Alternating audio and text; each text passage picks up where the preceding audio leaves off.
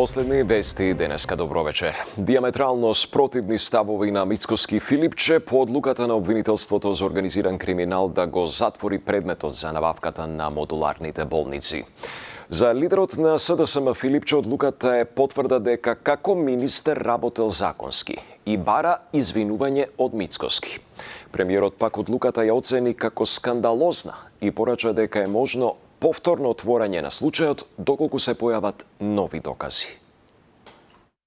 Сакам да знае јавноста дека ова не е политичка амнестија од страна на тој обвинител кон поранешните негови наредбодавци, бидејќи секогаш може да се појават нови детали кои што се поврзани со овој процес и секогаш овој процес може повторно да стане актуелен и да практично пред јавноста се покрене од самиот почеток. Така што многу пати сум ги коментирал тие одлуки во рамките на нашиот правосуден систем.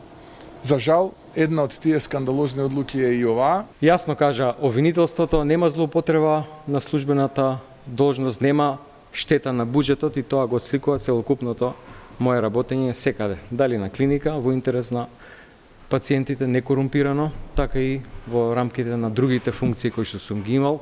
5 години зборат за мене дека сум убиец, ме споредуваат со убиец, ме споредуваат со доктор Менгеле, замислете, јас што спасувам животи. Затоа сега барам организираната криминална група ВМРО да се извини. Не мене да ми се извини, да се извини криминалната група и Христијан Мицкоски да се извини на семејствата на загинатите.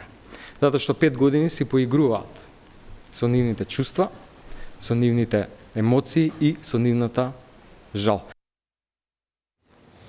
43 случаи со западно-нилска треска се регистрирани во земјава. Од нив 5 се во критична состојба. Вирусот за прв пат е потврден и кај Мртов Гавран, а први случаи на заболени се регистрирани и во општините Центар и Чаир, информираа здравствените власти. Како високоризични за ширење на заразата се сметаат 13 локации во Скопје и околината. А најголемиот ризик, како што потенцира министерот Клековски, и понатаму доаѓа од застоени води.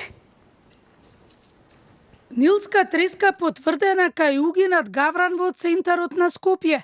Потврди министерот за здравство Сашо Клековски.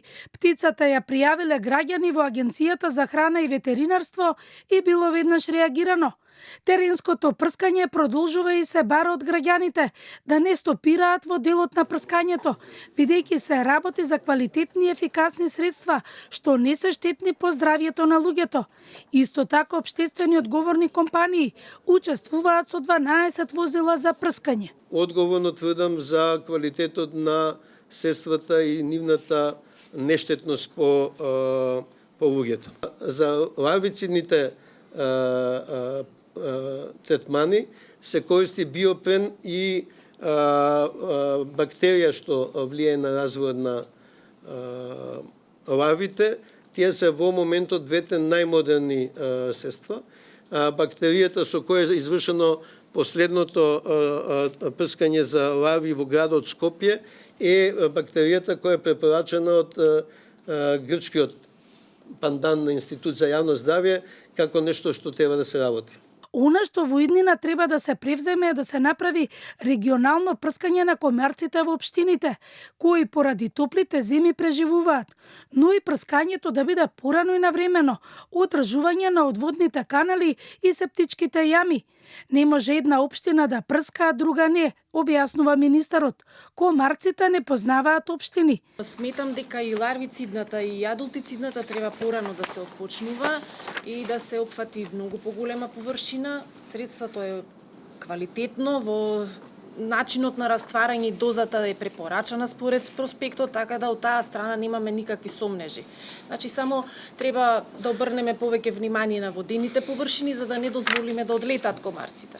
Тоа е најважно.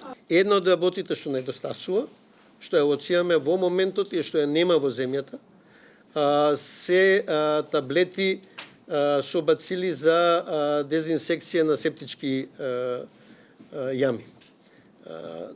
Тоа го има во Грција, го идентификувавме, го нема во Македонија и претпоставам дека ќе работиме на тоа да тие бидат достапни кај нас, за да сите граѓани може да ја применат како индивидуална мерка на заштита, земајќи во обзир дека многу приградски населени места во Скопје се уште се без градска канализација. Во инфективна болница хоспитализирани се 43 пациенти. 5 од нив се на интензивно лекување. Освен што има пациенти од Рачево и Илинден, има и потврда на пациенти од општините Центар и Чаир.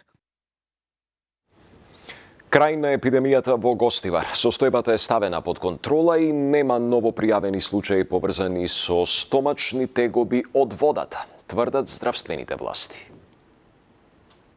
Денеска Центар за јавно здравје Тетово одлучи да ја прекине состојбата на епидемија во Гостивар, значи спрема нивните епидемиолошки податоци нема веќе случаи на гастроентеритис или ентероколитис или стомачни проблеми поврзани со водата за пиење. Хепатит не е забележан случај во Гостивар. Ние сме во секојдневна комуникација со сите здравствени власти во следење на состојбата, бидејќи состојбата не е еднашка за секогаш статична и треба да се мониторира редовно. До 15% поевтин училишен прибор пред стартот на учебната година. Владата во вторник треба да ја усвои одлуката за училишната кошничка. Кои производи ќе бидат дел од кошничката и колку ќе чинат ќе зависи од изборот и од брендот, а попустот ќе се пресметува директно на каса. Опозицијската СДСМ е на став дека кошничката ќе биде само уште еден пиар трик, од кој што граѓаните нема да имаат никаков бенефит. Сандра Спасовска. Училишна кошничка со попуст до 15%, чии состав и крајна цена ќе се разликуваат од книжарница до книжарница, во зависност од изборот, квалитетот и брендот. Ова е предлог одлуката која Министерството за економија ќе ја достави до владата. Одлуката е направена во консултации со трговците на големо и мало кои продаваат училишен прибор.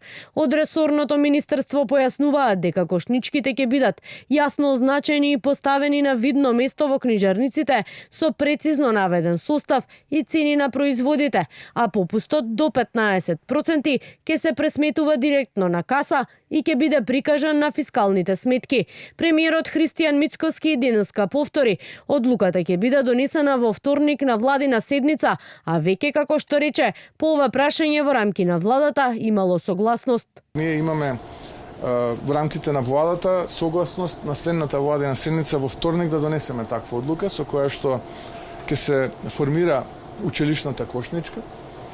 И мислам дека во рамките на можностите сето тоа ќе биде атрактивно за родителите, но и за учениците. Така што во вторник имаме редовна владина седница и тоа ќе се донесе како одлука. Граѓаните оптимисти очекуваат најавената кошничка да донесе значително пониски цени, бидејќи велат секогаш пред стартот на училишната година цените растат, а голем дел од семејствата се со ниски примања и тешко може да ги купат, макар и основните работи. Ја како професор на универзитет мислам дека треба да имаме попуст за образованието. Да. И не се со тој квалитет како што беа порано. Мислам дека да, се бара малце повеќе од нив и дека реално сепак е тоа основна школа и дека некои работи за основни потреби треба да се и поприступачни. Мислам дека треба да има и попуст и мислам дека може секоја општина индивидуално спрема својот буџет да извои средства за барем за правачињата. Од друга страна, лидерот на опозицијата Венко Филипче смета дека најавената кошничка ќе биде, како што рече, уште еден пиар трик од кој граѓаните нема да имаат никаков бенефит. Според досегашната пракса, единствено нешто што може да констатираме е дека повторно ќе излажат. И дека нема да излезат во пресред со никаква мерка кон граѓаните. Гледам дека често целокупниот наратив е да се споредува тоа што сега се случува со 2022 година. И додека се чека конечната одлука за училишната кошничка, според пресметките, во моментов за основен прибор, како тетратки, моливи, гуми, блок, бојци, како и ранец, потребни се минимум 5000 денари. Само ранец во актуелните понуди може да се најде по цени од 1300 па се до 5000 денари. Толку во вечерниот преглед. Благодарам за вниманието. Пријатно.